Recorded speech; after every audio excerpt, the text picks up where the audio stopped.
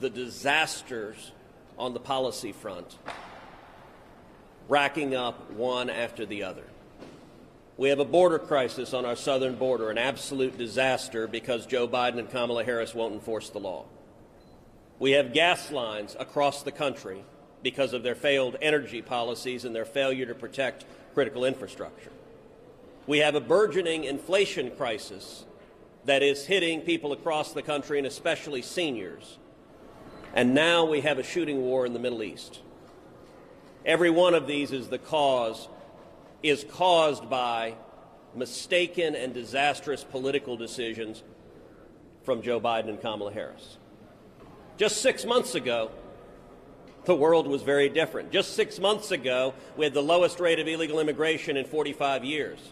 Just 6 months ago, America was the leading producer of oil and natural gas and an energy superpower on the global stage. And just 6 months ago, peace was flowering throughout the Middle East.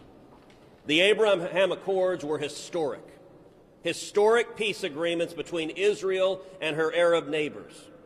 And they were the result of strong and clear policies from the Trump administration. Two decisions in particular by President Trump set the stage for the Abraham Accords. Number one, the decision to move our embassy to Jerusalem, the once and eternal capital of Israel, which President Trump made. Presidents of both parties had promised to do that. Presidents of both parties had broken that promise. I was there in Jerusalem when we opened the embassy. And it was a clear and unequivocal statement to our friends and to our enemies that America stands resolutely with Israel. And then secondly, that same week, President Trump withdrew America from the disastrous Obama-Iran nuclear deal, the single most important national security decision made by President Trump. Those two decisions set the stage for the Abraham Accords. When the Abraham Accords were signed at the White House, I was there.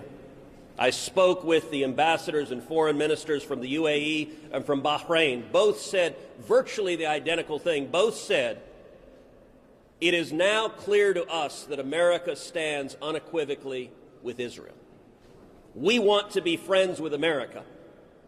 Therefore, we will be friends with Israel. That clarity, that strength produces peace. What did Joe Biden do? He came in and immediately began undermining Israel. He immediately began sending hundreds of millions of dollars to the Palestinian Authority, which is in bed with Hamas terrorists. And he set as his number one foreign policy goal re-entering the disastrous Obama-Iran nuclear deal and sending billions of dollars to the Ayatollah Khamenei, who chants death to America and death to Israel. As a direct result of those failed decisions, we now have hundreds and hundreds of rockets raining down on innocent men, women, and children in Israel from Hamas, funded by Iran. The Biden administration's mistakes produced this crisis. And what is Joe Biden doing today? Today, he called Prime Minister Netanyahu not to say America stands with Israel, not to say we have your back, not to say you have a right to defend yourself against terrorism, but instead a tough call, as the administration is now proudly trumpeting, where President Biden condescended and lectured to Prime Minister Netanyahu and urged him to stop defending Israel against the terrorists. Let me be clear. There is no moral equivalency between terrorists murdering innocent civilians and a sovereign nation defending itself against those terrorists. Some years ago, Prime Minister Netanyahu put it powerfully when he observed the difference between Israel and Hamas. They use their citizens to protect their missiles. We use our missiles to protect our citizens. And Hamas regularly stores missiles in kindergartens, in hospitals. They use human shields. And what do the Democrats do? The Democrats act as their press agents.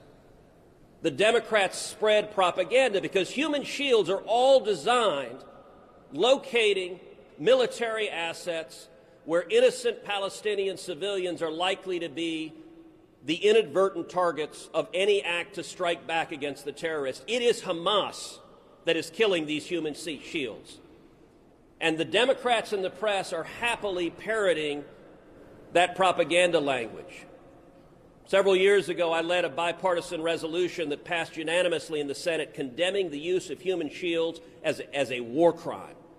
It is a war crime, but right now the Democratic Party is governed and led by the extreme left, by the Squad, by AOC and Tlaib and Omar, whose statements might as well be issued on behalf of Hamas. They are accusing Israel of engaging in terrorism, defending your citizens from violent terrorist attacks is the right of Israel. And I will say for every Senate Democrat, they have an opportunity right now to decide where do they stand. Just a minute ago, I was speaking with a reporter who relayed that Chuck Schumer had told him, "I don't want to answer any questions on Israel." Well, I bet he doesn't. I bet he doesn't, because he's so scared of AOC primarying him from the left that he doesn't want to say anything to anger the anti-Israel extreme left in the Democratic Party. Now is a time for men and women with courage to step up and say, we stand with Israel. And by the way, now is a time when the Biden administration ought to step forward and say we're going to replenish the Iron Dome munitions that are saving thousands of lives by intercepting these terrorist rocket attacks. Instead of attacking and belittling and undermining the nation of Israel, President Biden ought to be standing with Israel and replenishing the Iron Dome munitions.